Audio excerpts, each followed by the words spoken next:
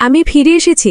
বাহ, আমাদের ম্যাডাম শেষমেশ ফিরলেন। আরে শুনেছি তুমি ওই শোতে গিয়েছিলে না, যেখানে বড়লোক আর গরিবের বাচ্চারা অদলবদল হয়ে যায়? হ্যাঁ ওটাই, ওই শো তো আমি রোজ দেখি। এই শহরে এসে আমার একটু অদ্ভুত লাগছে, যেন আমি এখানকার নই। আচ্ছা, আলাপ করো রিয়ার সাথে। ওই শোতেই ওর সাথে দেখা হয়েছিল। হ্যালো, আমি এখানে পড়তে এসেছি। যদি আপনাদের অসুবিধা না হয় তবে আমি এখানে থাকতে পারি। আমি কলেজ কর্তৃপক্ষের সাথে কথা বলে নিয়েছি, ওর সব খরচ আমরাই চালাবো। এটা তোমাদের জন্য একটা ছোট্ট গিফট। আমাদের কোনো সমস্যা নেই, ওয়েলকাম। বাহ, এই হস্টেলটা কত বড় আর পরিষ্কার। এত ছোট ঘর, তাও ওর কাছে বড় মনে হচ্ছে। হয়তো এই জায়গাটা আমার জন্য নয়। এই জানলার পাশের বেডটা তুমি নিও নাও। Thank you. আমার তো কখনো নিজের টেবিলও ছিল না। চলো, মিল্ক টি এসে গেছে, রিয়া খেয়ে দেখো। ওয়াও, এটা কত সুস্বাদু। তুমি আগে কখনো খাওনি? আমাদের ওখানে তো কোনো দোকানও নেই।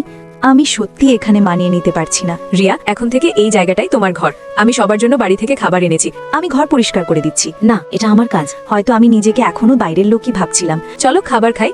1 রিয়া, 2 রিয়া। বাড়িতে তো সবসময় আমিই কাজ করতাম। রিয়ার আসার পর যেন আমাদের ভুলেই গেলে। এই চিকেনটা তুমিই খাও, আমি খেতে পারবো না। আরে মজা করছিলাম, রিল্যাক্স ইয়ার। তুমি এখন মাংসও খেতে লেগেছো, এটা তোমার জন্য নয়। একটা মেয়ে আসলে আপনজন খুঁজে পায় কোথায়? খাবার ঠান্ডা হয়ে যাবে রিয়া। Thank you. আমার প্রথমবার বাড়ির মতো মনে হচ্ছে। যখনই আমি বলি যে মিল্ক টি চাই, ওটা আগেই টেবিলে থাকে, আর প্রতিবার আমার প্লেটে আমার ফেভারিট চিকেন থাকে। এই নাও তোমারটা। আরে মাত্র একটা? তুমি এখন আমাদের মতোই হয়ে গেছো। আস্তে আস্তে আমিও ওদের মতো হয়ে গেলাম। এই ড্রেসটাও তুমি রেখে দাও, তোমাকে বেশি ভালো লাগবে। আপনজন আমি কখনো পাইনি, তা আমি এখানে পেয়ে গেলাম। ওই রিয়া এখন আমাদেরই লোক। হ্যাঁ, হয়তো এখন আমি আর একা নই।